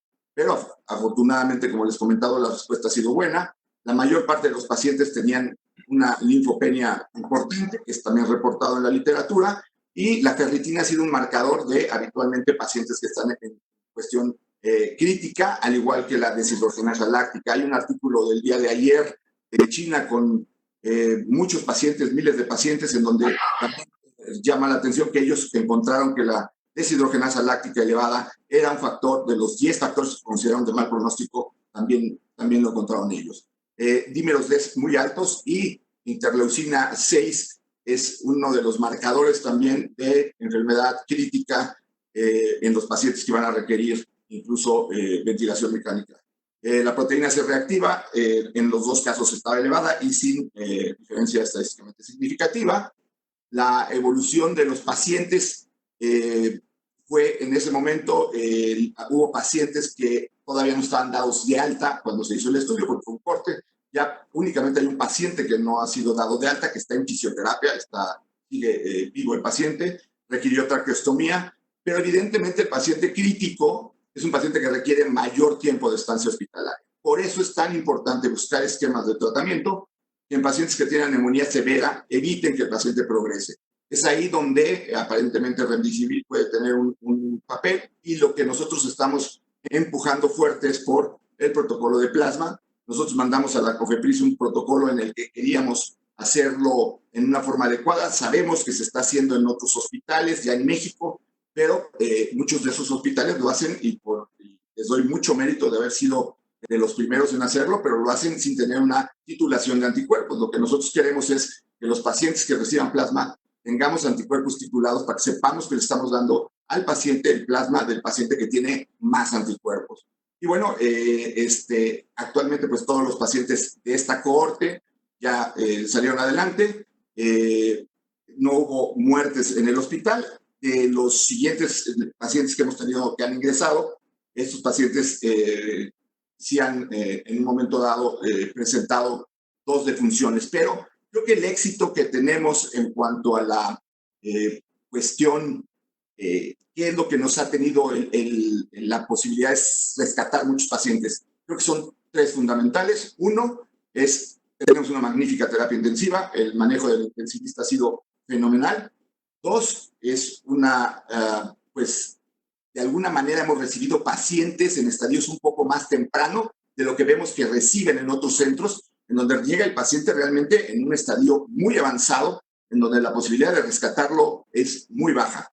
En algunos de estos centros, probablemente lo que sucede es que los rechazan 2 o 3 veces antes de que los puedan admitir, por cuestiones también de disponibilidad de camas, ¿no? El problema que estamos teniendo en el hospital, y ahorita estamos prácticamente cerrados, no son camas, son la opción de tener al paciente con la posibilidad de rescatarlo con un ventilador en el caso de que lo necesiten. Es decir, podemos tener 100 camas, pero si tienes 3 ventiladores, no puedes llenar el hospital con 100 pacientes porque muchos de ellos, en nuestro caso, más o menos el 40%, requieren ventilación mecánica.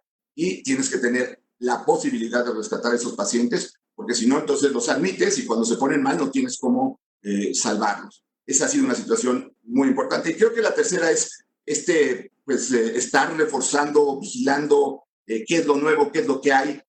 Desafortunadamente, y lo digo sin miedo, hemos tenido muy poco apoyo por parte de las autoridades. El día de ayer nos cerraron COFEPRIS la posibilidad de hacer titulación de anticuerpos, una prueba que estaban mandando a la clínica Mayo. Es decir, no considero que sea una prueba que esté mal hecha. Tampoco lo estamos haciendo con fines de lucro porque hemos recibido pacientes que nos trasladan de otros hospitales, de la Secretaría de Salud, y los atendemos con mucho gusto. Necesitamos tener el plasma porque esto puede ser algo que nos ayude a evitar que pacientes evolucionen hacia enfermedad crítica.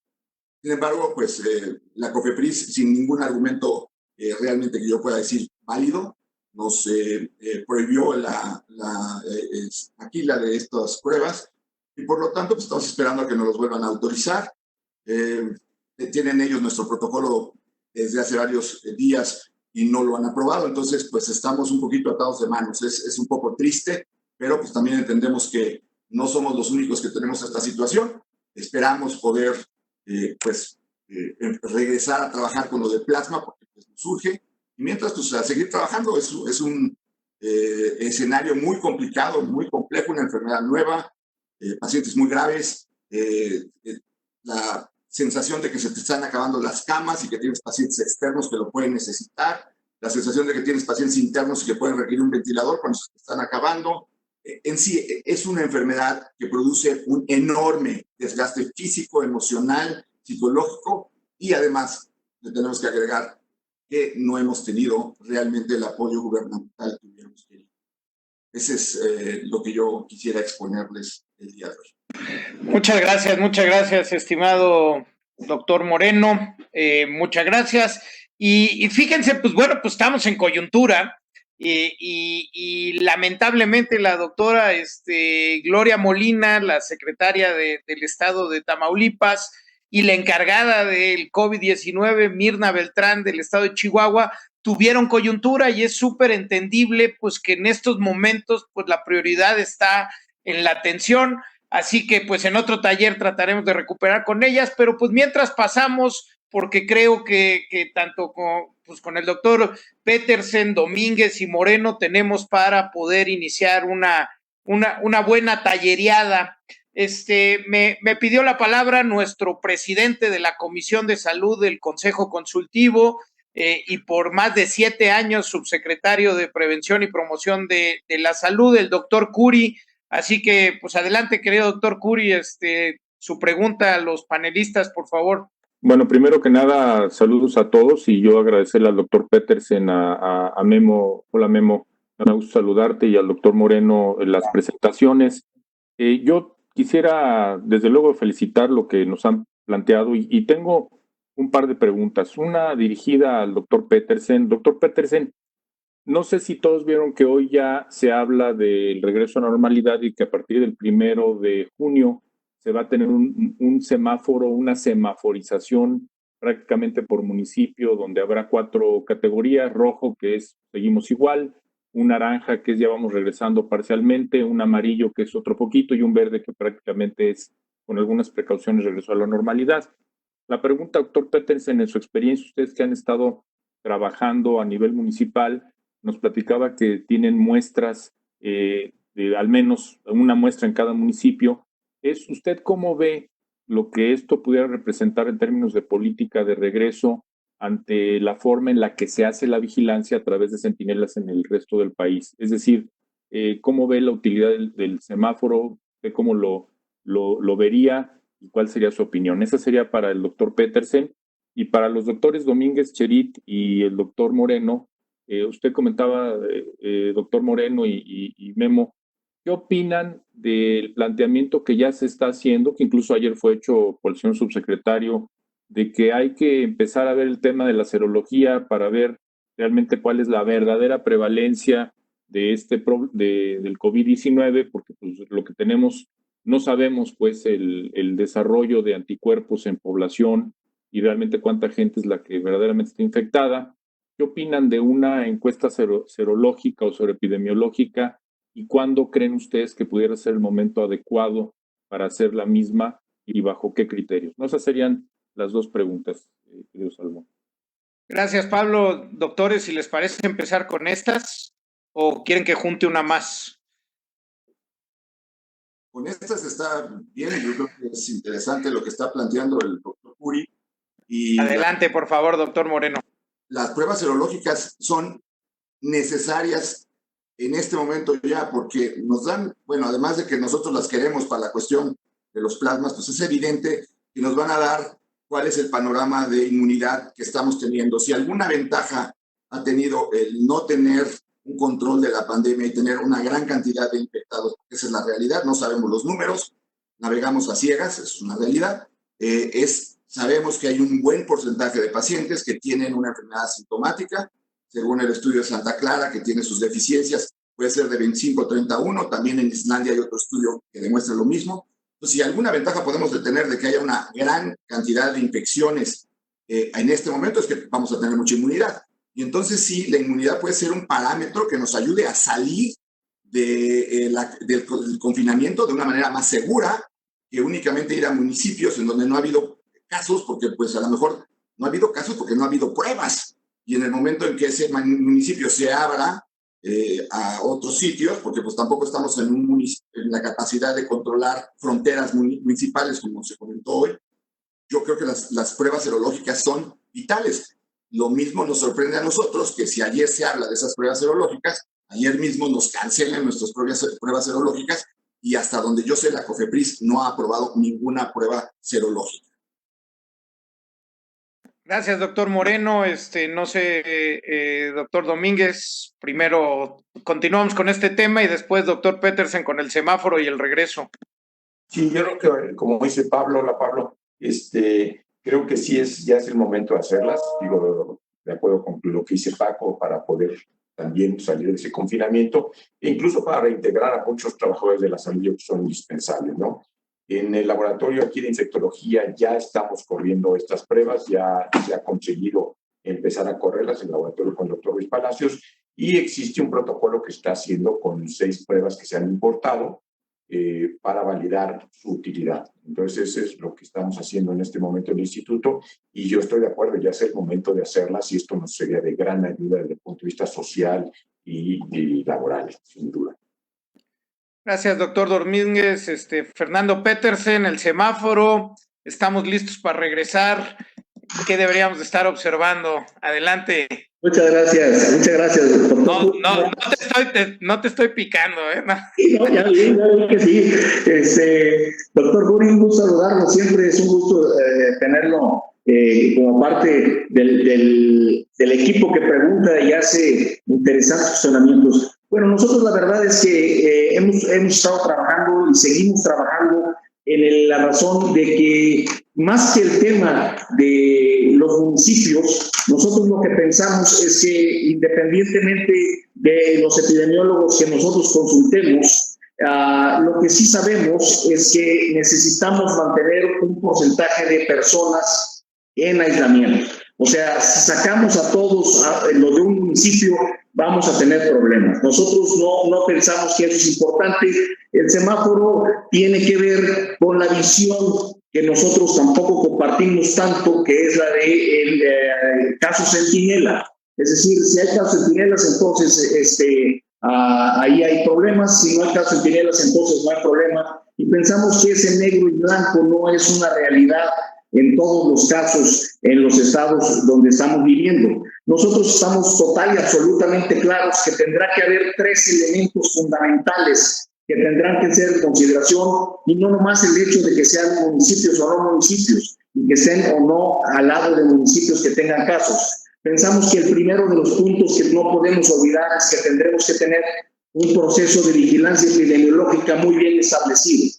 Creemos que esto es una pandemia y entonces el Departamento de Epidemiología y de Salud Pública sigue siendo toral en las decisiones que se tengan que tomar en las aperturas. El segundo, que también tenemos que tener muy en consideración, es que más que si hay o no hay casos en municipios, tendremos que ver la capacidad resolutiva que tenemos como sector salud en esos municipios o en esas situaciones, porque hemos estado viendo que de un día para otro puede duplicarse la cantidad de casos. Y si no estamos preparados en un sector salud, entonces el problema es, como decía el doctor Moreno, es si yo tengo 100 camas, pero tengo 3 ventiladores, pues entonces el tema es que no me sirve mucho tener 100 camas. Entonces, el punto es, tengo que tener un sistema de vigilancia epidemiológica importante. Segundo, un tema importante de capacidad en el sector. Y por supuesto, aunque no era un tema para mí, pero estamos desde hace mucho tiempo pidiendo pruebas, que ha sido uno de los reclamos importantes de la Organización Mundial de la Salud. Creo que ya llevamos más de 2 meses con la presencia del virus entre nosotros, cuando su tiempo de incubación es menor de 2 semanas, y es decir, tenemos ya cuando menos 4 vidas medias del virus, las cuales creo que ya es momento de estar haciendo pruebas serológicas que sin duda serán fundamentales en la decisión de cuándo exponer o no exponer a un grupo poblacional ante esta epidemia. Muchas gracias, doctor Petersen. Me pidió la palabra Juanita Jiménez, como ustedes saben, por muchos años la jefa de enfermería de nuestro país. Adelante, y también integrante del Consejo Consultivo. Adelante, Juanita, por favor. Sí, gracias. ¿Me escuchan? Sí, se te escucha, Juanita. Ok. Sí, buenas tardes. Pues felicitarlos por sus presentaciones muy claras, con estrategias muy bien definidas. Solo desde la vez pasada me quedé con la idea de expresar lo que por parte de enfermería pues estamos viendo la afectación. De hecho, ayer, antier, el día 11, en la sesión del doctor López-Gatell, informó del número de personas del sector salud o de profesionales de la salud que están ya infectados, y las muertes en los que ya ha sucedido. Y pues llama la atención que el mayor número de los profesionales de la salud que se contagiaron, pues es personal de enfermería. Y esto, bueno, tiene una lógica también, de alguna manera, porque son las que están ahí a la cabeza de los pacientes. Pero, pues, de todas maneras, esto, pues, a mí me parece que nada más mencionarlo sin que sí, ya sabemos que es el 41% son personal de enfermería y sobre todo, pues, mujeres, porque es además la relación. Sin embargo, ¿qué se va a hacer con esas muertes? ¿Qué va a pasar con esas familias? ¿Va a haber algún tipo de ayuda? Algo que pues finalmente también un poco resarcir la parte, pues son pérdidas que se dieron en algunas ocasiones, y yo quisiera que también se pudiera investigar cuáles fueron las causas alrededor de esas muertes. Es decir, bueno, la mayor queja por parte de los profesionales de enfermería y médicos también es la falta de equipo de protección personal, y eso sucedió muchísimo más al inicio. Ahora quiero pensar que es menos, pero sin embargo, hoy precisamente en el IMSS, el Hospital de la Raza, salieron nuevamente el personal de enfermería y médico a protestar por el tipo de equipo que están recibiendo. Son equipos que no tienen la calidad, que no permiten tener la seguridad de que realmente van a estar protegidos. Entonces, esa es la escasez. La gente está desgastada ya, precisamente porque son jornadas difíciles, en donde solo en algunos hospitales pues sí se les está apoyando con ciertos aspectos de carácter, alimentos, hidratación, etcétera. Yo creo que esa parte, si ahorita que se supone que vamos a entrar a la etapa más fuerte, no es atendida, yo veo difícil que se pueda, con esas condiciones, tener una respuesta satisfactoria por parte del personal de salud, por parte del personal de enfermería. Ayer, como saben, pues fue el Día Internacional de Enfermería. Estaba programado este año, el 2020, como un año para que se celebrara así, de manera muy importante. Bueno, pues de alguna manera a lo mejor eso nos sirvió también esta pandemia, porque se hace visible, cada vez más visible, la importancia que tiene el personal profesional de enfermería. Y ahí también me quiero detener a decir, siempre también se habla del personal médico especializado, pero no están considerando que el manejo en una terapia no lo puede hacer una persona con una formación generalista. También tiene que ser personal profesional, personal con la especialidad en terapia intensiva, en atención al paciente crítico, y eso tampoco lo están considerando, tampoco está siendo una preocupación para las autoridades. Y discúlpenme, pero ahí sí el IMSS pues está hablando de situaciones muy favorables, muy de primer mundo, cuando sabemos, porque tenemos compañeras, colegas que nos acercan la información, y la situación realmente es bastante lamentable en cuanto a las condiciones en las que están trabajando. Creo que nunca me vi, ¿verdad? Porque no encontré aquí la pantalla, y yo tampoco en... No, pero te escuchamos muy bien, Juanita. Adelante, no sé quién quiere tomarla primero. Adelante, doctor Peterson. Muchas gracias. Primero, agradecer y felicitar a Juanita, y especialmente porque ayer fue el Día Internacional de la Enfermera, y decir que, bueno, prácticamente yo retomaría las palabras del doctor Guillermo Domínguez en el sentido de decir que esta pandemia nos tiene que ayudar a aprender a cuidarnos unos a otros. Creo que eso es un tema muy, muy importante. Nosotros en el estado de Jalisco, los casos que tenemos de infección en personal de la salud, la gran mayoría se han dado en hospitales que no son hospitales COVID, sino que son agentes que llegan en primeros contactos y que no tienen la protección adecuada.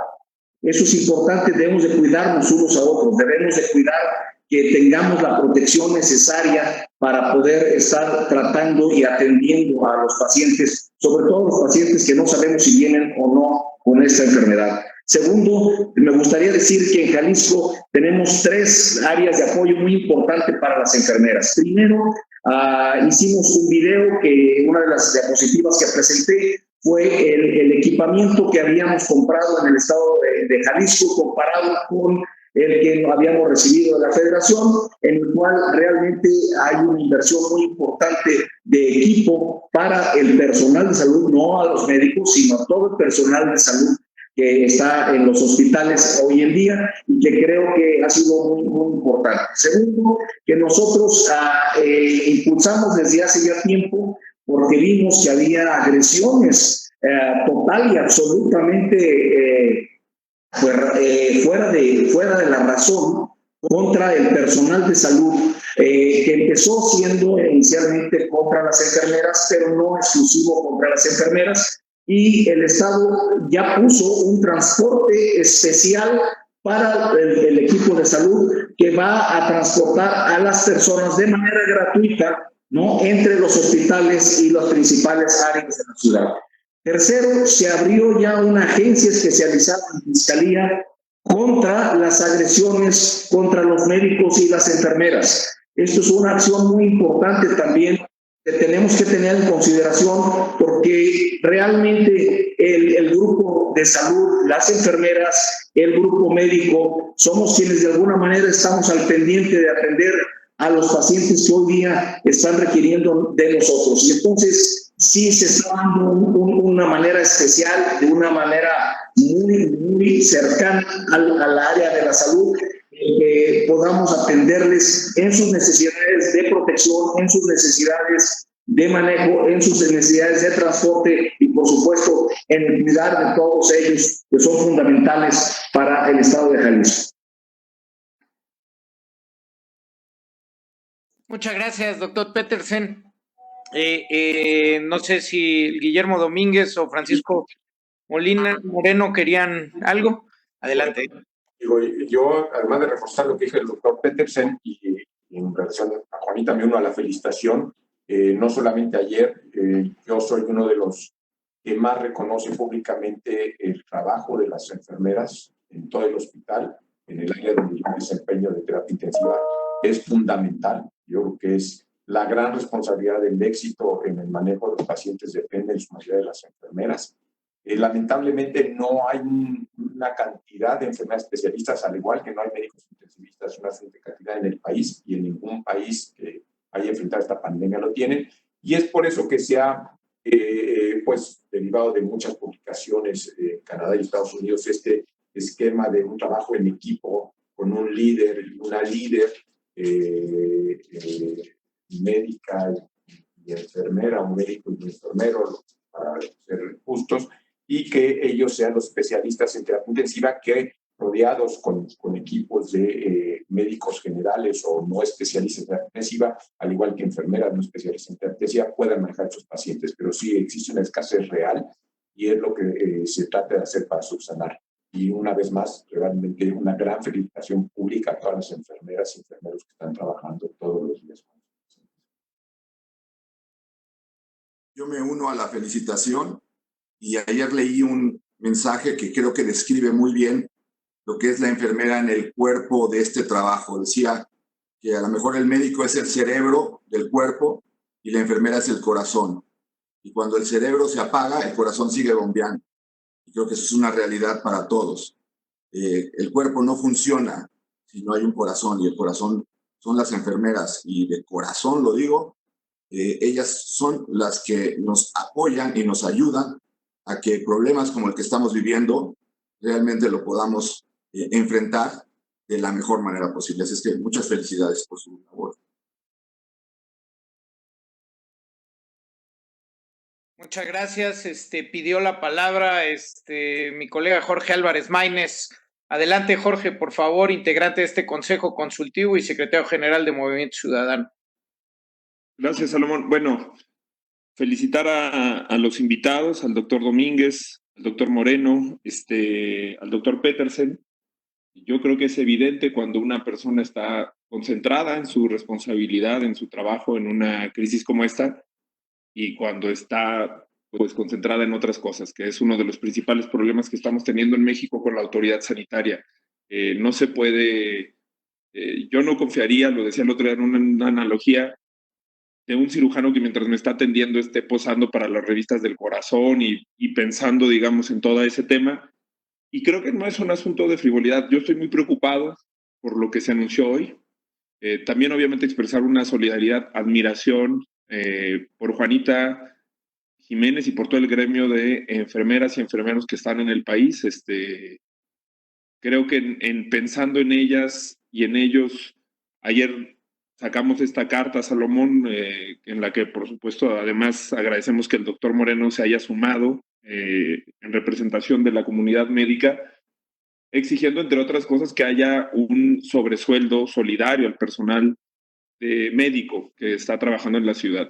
No puede ser que ante un problema de esta magnitud, con los riesgos de contagio, de infección que se presumen, incluso con todos los gastos que muchas y muchos de ellos, como dice Juanita, han tenido que asumir de forma personal en cuestión de equipo, se les esté dejando solo. Pero me gustaría retomar esto que decía el doctor Pablo Curi. Sí me gustaría que abunden un poco más sobre eso, en el caso del doctor Petersen, del doctor Moreno, del doctor Domínguez, porque me parece que, a ver, cuando el doctor Gatell presentó el modelo Centinela, él dijo, miren, para que me entiendan bien, es como una encuesta. Es como una encuesta que nos permite conocer una realidad a partir de un muestreo. Digamos, dijo más o menos esas palabras, o dijo esas palabras exactamente. Pero nadie utilizaría, digamos, un muestreo con validez nacional para luego tomar decisiones municipales hipersegmentadas, o sea, porque el modelo Centinela, ¿cuál es el problema que tiene? En los últimos 15 días nosotros hemos venido haciendo un análisis municipal de las bases de datos que publica el gobierno. En los últimos 15 días, el 90% de los municipios en México tienen menos de 10 pruebas.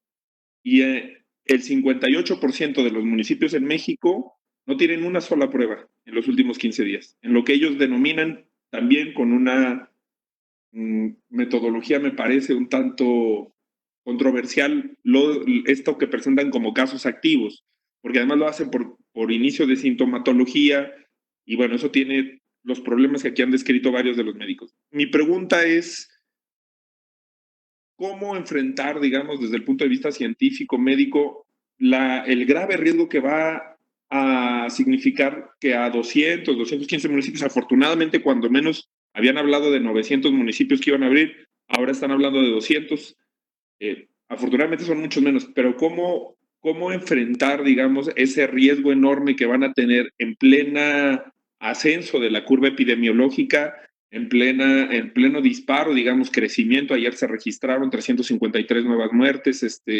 tenemos hace 8 días superamos, ya no con países latinoamericanos, superamos en la curva de muertes hace 8 días a Noruega, hace 4 días a Alemania, estamos creciendo, ni compararnos con Chile, con Colombia, con Argentina. ¿Cómo convivir, digamos, con esos municipios y qué mensaje darle a esos municipios a los que van a exponer, creo yo, a un riesgo enorme si los lanzan en esta fase de la pandemia sin información, sin pruebas, a esto que han llamado la nueva normalidad, que fue también un fracaso rotundo en donde se implementó esto de la nueva normalidad. De Chile ya estaban más o menos controlando la epidemia, aplican esto de la nueva normalidad y la gente reaccionó muy mal porque se relaja automáticamente. Pero me interesa escucharlo sobre los municipios, sobre los llamados municipios de la esperanza. Gracias, Jorge. ¿Alguien la quiere tomar? Primero, doctor Petersen, adelante, por favor. Muchas gracias. Muchísimas gracias por la pregunta y gracias por la oportunidad. Quiero contestar primero esta pregunta y luego quiero contestar una que vi en el WhatsApp que preguntaba a Cecilia Soto. Lo primero es que nosotros pensamos que va a ser muy, muy difícil, como bien dice, abrir municipios simplemente porque no tienen casos en los últimos 14 días y los municipios colindantes tampoco tienen casos, si no tenemos una manera de estar permanentemente ahí con una vigilancia epidemiológica clara, sin pruebas y sin una infraestructura adecuada. Nosotros no pensamos ir a abrir municipios nomás porque, no han tenido casos. Nosotros, nuestra manera va a ser, nosotros vamos a empezar a trabajar bajo esa lógica, más que de municipios, ¿no? En la lógica que todos los epidemiólogos del mundo están planteando, que es el hecho de que habrá necesidad de que un porcentaje importante de la población, independientemente de los municipios, se quede todavía resguardada. hay aún quien sugiere que pudieran no ser, hay un estudio de Harvard muy importante que sugiere que pudieran no ser ni siquiera los mayores de edad, ¿no? Sino realmente lo que necesitamos es los estudios de movilidad en los cuales nosotros tendremos que tomar la decisión de cuál es el impacto de movilidad.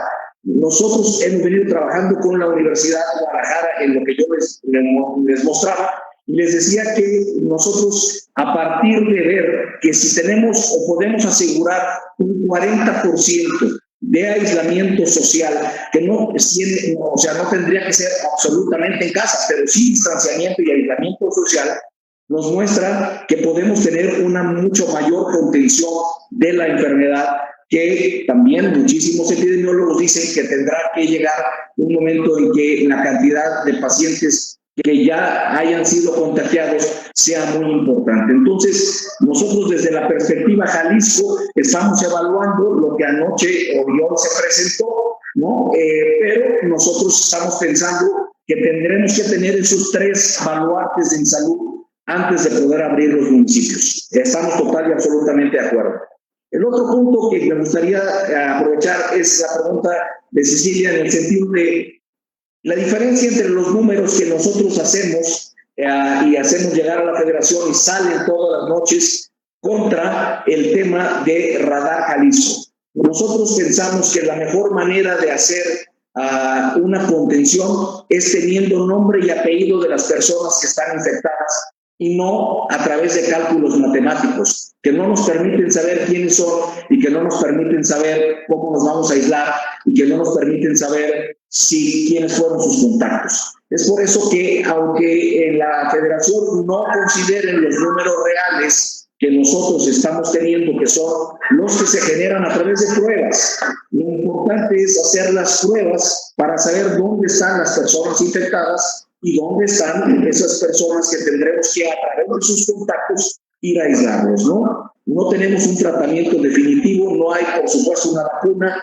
no hay un tratamiento que sea recomendado para los pacientes con casos leves y, por supuesto, como decía el doctor Moreno, si estuviéramos pegados exclusivamente, ¿no?, a la medicina basada en evidencia, pues estaríamos tratándolos exclusivamente con paracetamol a todos ellos, ¿no? Entonces, creemos que el hecho de usar pruebas y que las pruebas sean hechas en las universidades, en los laboratorios privados, en quien tiene la capacidad tecnológica y la certificación para hacerlo, debemos de considerarnos en el diagnóstico y el aislamiento de las personas que tienen COVID-19.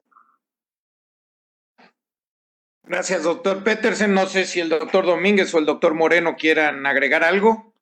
Yo si quieren comento algo. Adelante, por favor. Y yo creo que aquí estamos viendo una situación que por puros tiempos, Estados Unidos empezó 3 semanas antes que nosotros y ellos todavía no pueden lograr una apertura, y ayer la figura responsable de la salud todavía dijo no es el momento. España, Italia van mes y medio atrás, o sea, nos ganaron por mes y medio y ellos apenas están decidiendo si pueden salir. Ayer, lo comentaba Jorge Álvarez, pasó que fuimos el día con más mortalidad. El 10% de las muertes del mundo de ayer fueron de mexicanos. 10% de las muertes mundiales por COVID fueron mexicanos. Entonces, estamos navegando sin números. Cuando no hay números, no sabemos cuándo es el pico de la pandemia, no sabemos cuánto dura ese pico y no sabemos lo que queremos presumir que nos podemos abrir. Las pruebas de inmunidad creo que es lo que puede rescatar a la falta de pruebas diagnósticas. Sin embargo, también eso va a desvestir lo que se ha ocultado. Ese es mi sentir. ¿Por qué no nos están dejando hacer pruebas serológicas? No hay otra explicación que sea, no queremos que sepan la realidad de lo que está pasando. Muchas gracias, doctor. Doctor Domínguez, ¿quiere comentar algo? Paso a las siguientes preguntas. Creo que se ha dicho todo, pasamos. Ok, muchas gracias. Déjenme hacer 3 preguntas porque nos acercamos al tiempo. Le daré la palabra a la diputada Mayela Gómez, Debo decir, además Mayela es, la diputada Gómez es secretaria de la Comisión de Salud de la Cámara de Diputados, y después le daré la palabra a Nicolás Alvarado, que también tenía una pregunta, y leeré una pregunta que en las redes sociales nos está llegando de Ana Portela, reportera del financiero Bloomberg. Así que adelante, Mayela, por favor. Gracias. Ahora sí ya. Muy buen día a todos. Muchas gracias, Salomón.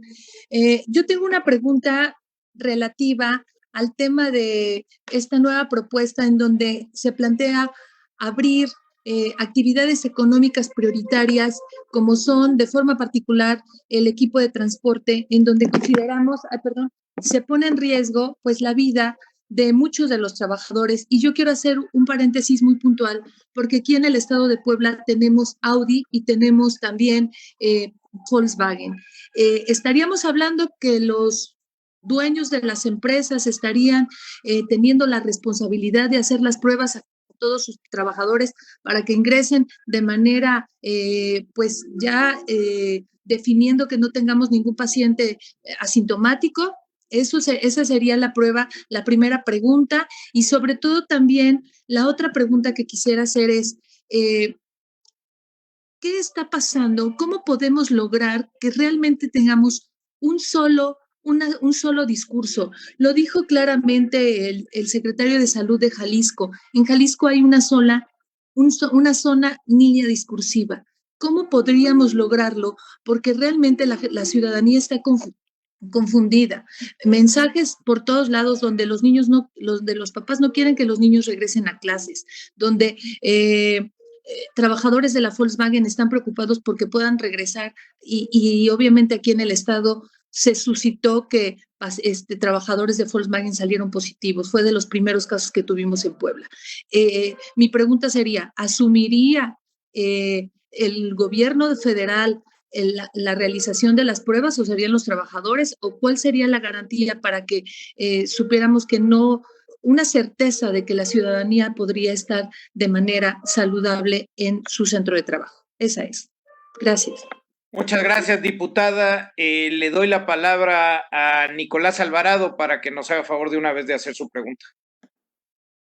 Bueno, primero felicidades a todos los ponentes por las exposiciones y además felicidades al doctor Petersen por la estrategia desplegada en Jalisco. Es justo para él la pregunta y además creo que engarza bien con la pregunta y los comentarios de Mayela, que es sí, y queda prístino en la exposición del doctor Petersen, si la lógica no llevaría ni la prudencia a ir abriendo por municipio, sería más prudente entonces justamente para garantizar este 40% de la población que siguiera todavía en aislamiento, ir abriendo por giro, es decir, por industrias y por áreas de la actividad. Muchas gracias, Nicolás, y permítanme leer la pregunta que les hace Ana Portela, reportera del financiero Bloomberg, y la leo y no me ganan las de contestar, pero bueno, son ustedes. Dice, ¿qué papel juega la definición de caso sospechoso en la cantidad de pruebas que se hacen? Dice, el doctor Moreno dijo que los pacientes llegan ya muy graves para salvarlos y según la definición de México tienen que tener mínimo 2 síntomas. Esa es su pregunta.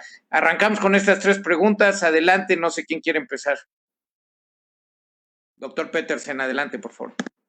Muchas gracias. Bueno, nosotros, por supuesto que creo que una de las respuestas importantes a la pregunta de la diputada es que sin duda pensamos que el lenguaje en el estado de Jalisco ha sido un lenguaje uniforme, es decir, un lenguaje que va desde el responsable de la salud pública en el estado, que es el señor gobernador, quien ha tomado la bandera para decir en la congregación de todos los sectores, tanto educativos, académicos, sociales, sindicales, de salud. Creo que es importante que haya un lenguaje en el cual todos estemos unidos y todos estemos trabajando al unísono.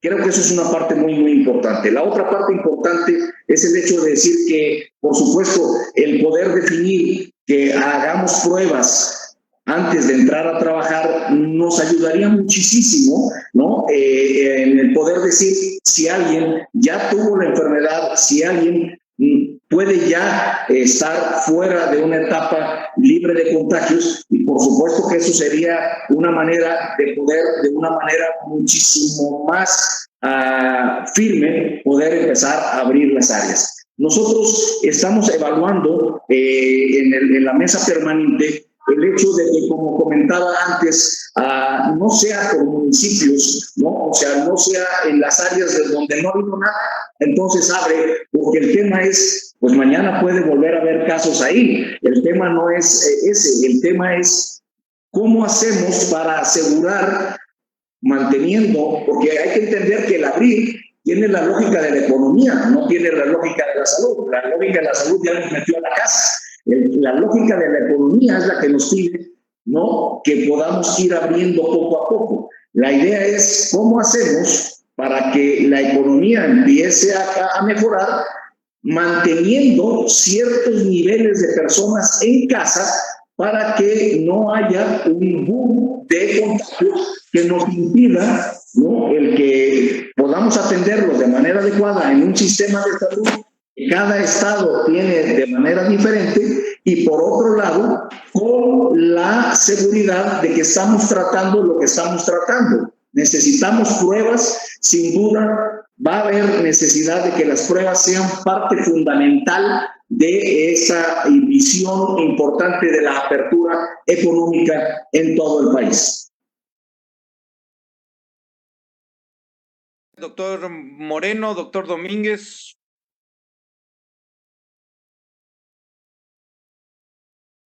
Doctor Moreno trae apagado ya, listo. Si quieren comentar un poquito, creo que es un punto muy importante la situación de que los pacientes llegan en un estadio tardío y entonces la posibilidad de rescatarlos es mucho menor. Creo que aquí hay tres factores bien importantes. Uno es el propio miedo del paciente, el miedo de la gente de venir a un hospital. Se rehúsa un poquito la persona hasta esperar a ver si esto se resuelve, y muchas veces no tienen la manera de estar siguiendo una oximetría. La otra es, yo creo que mucho tiene que ver los dobles mensajes, en donde todavía hay personas que piensan que esto no existe, que esto no va a pasar, y para mí el 10 de mayo fue terrible regresar del hospital y ver tanta cantidad de personas sin cubrebocas en la calle, que pues ese día no tenían por qué salir porque realmente pues no era un día laboral. Y la tercera es, desafortunadamente también creo que hay por saturación de los sistemas de salud. Hay pacientes que regresan 2 y 3 veces, y las historias las hemos oído, y cuando los llegan y ya los admiten, tienen saturaciones muy bajas.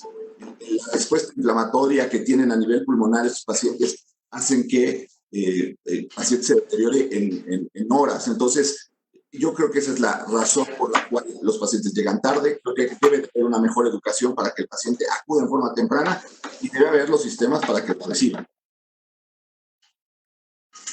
Muchas gracias, doctor. Doctor Domínguez. Bien, yo agregar nada más probablemente esto que mencionaban de los casos sospechosos. Recordemos, y de hecho lo mostraba Paco en sus diapositivas, que hay un grupo de pacientes que son falsos negativos, porque así está la sensibilidad de todo el mundo, ¿no? Dependiendo de dónde se toma el muestreo, y está bien descrito si es nasofaringeo o dónde está tomado, se encontrará el mayor o menor. Entonces, algunos casos sospechosos muy probablemente son positivos, y aquí, obviamente, al igual que cuando empezó influenza, debemos recordar que a veces la clínica, que es muy sugerente, muy sugestiva, perdón, de esta enfermedad, habrá que considerarlo y mantenerlo en aislamiento. Y creo que las pruebas, sin lugar a dudas, se harán. Estas pruebas faltan, yo creo que muchas cosas por definir, que se están afinando, sobre todo estas de inmunidad. En algunas partes del mundo, incluso la correlación con la inmunidad está todavía por definirse en algunas pruebas, y habrá que liberarse. Creo que son necesarias para regresar a la actividad, sin lugar a dudas. Gracias, doctor. Leo una pregunta que nos llega de la compañera Guadalupe Hernández a través del Facebook, que es presidenta de la Asociación de Parteras Profesionales de México, y les pregunta qué piensan de que los profesionales con competencias de partería puedan dar respuesta a la falta de cobertura de las mujeres embarazadas con la reconversión de hospitales.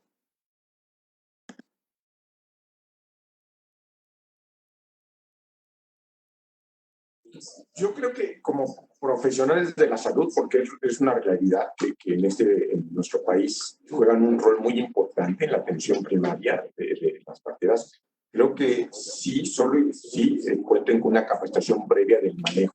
Volvemos a insistir, quizá el punto número 1 del manejo de los pacientes con COVID-19 es la protección personal del que va a brindar la atención. Entonces creo que sí pueden jugar un rol importante y ahorita se trata de sumar, ¿no? De sumar manos.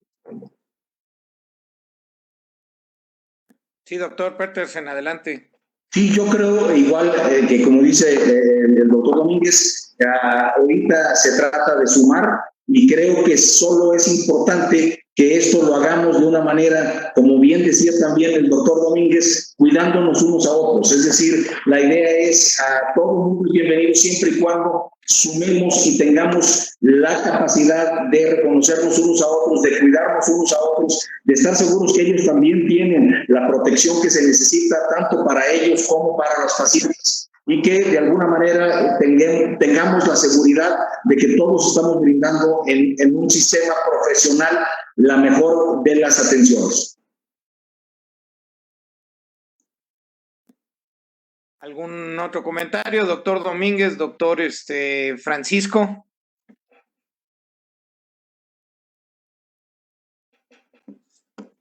Bueno, debo de decir, nada más es que creo que no lo dije, pero es la presidenta de la Asociación de Enfermeras Parteras Profesionales, Guadalupe Hernández.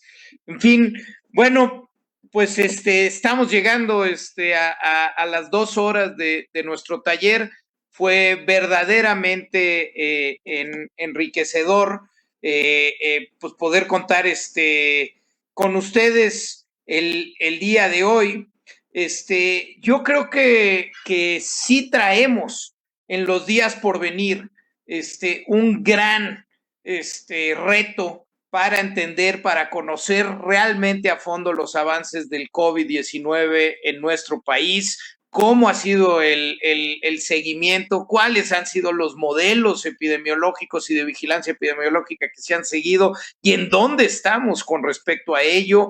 Tenemos que aprender forzosamente de la experiencia internacional, no podemos aislarlos. Cuando hay mejores prácticas en el mundo, como lo hizo en este caso y nos lo mostró el estado de Jalisco, como lo está haciendo el Hospital ABC, como lo está haciendo el Instituto Nacional de Nutrición, todos los días se está leyendo el material que está publicado en las revistas especializadas y en las políticas sanitarias que están aplicando otros países, pues para poder importarlas y para poder practicarlos. Se está aprendiendo todos los días y es importante todos los días tener esa capacidad, esa elasticidad de poder reconvertirse y aprender de lo que se está aprendiendo, porque hoy son muchísimas las variables de incertidumbre que todavía queda. Creo que en este sentido vamos a tener que aprender, lo describía muy bien el doctor Moreno, vamos a tener que aprender de lo que ha sido el regreso a esa normalidad para no cometer un error al tratar de correr antes de caminar. Ahí está lo que está pasando en el mundo y aún con todas las variables de incertidumbre, el mundo nos regala un laboratorio natural para aprender de la salud pública, para aprender en lo clínico, y mal haríamos si no aprovechamos ese experimento que es el mundo para poder hacerlo nuestro y al final de cuentas para poder salvar vidas. Creo que la pregunta es de cuándo vamos a salir del aislamiento social, de cuándo vamos a poder tratar de salir de este confinamiento y regresar a la normalidad. Es una pregunta que aún debemos de ser muy cuidadosos en su respuesta. Ha sido un taller verdaderamente rico, siendo las 2 de la tarde. Agradezco con profundidad al doctor Petersen, al doctor Domínguez, al doctor Moreno. A través de ellos, nuevamente, al personal médico y de enfermería que se está jugando la vida para salvar la de otros, para salvar la nuestra. Nuestro agradecimiento, nuestra solidaridad y nuestro más profundo deseo de que tengan lo necesario para su seguridad, para su dignidad y para el trabajo en favor de los demás. Muchas gracias a todas las compañeras, los compañeros por acompañarnos esta tarde y pues seguiremos en estos diálogos, seguiremos platicando, seguiremos dándole voz a la pluralidad, porque este país es un país de más de una sola voz, se debe de escuchar, debemos de fomentar el diálogo respetuoso, el diálogo y la contrastación y a veces la discusión fuerte con argumentos, con evidencia, porque pues eso es la democracia, eso es el país y bien nos conviene seguir discutiendo con fuerza, con firmeza, pero al final de cuentas para trabajar unidos por México. Muchas gracias a todos, que tengan muy bonita tarde.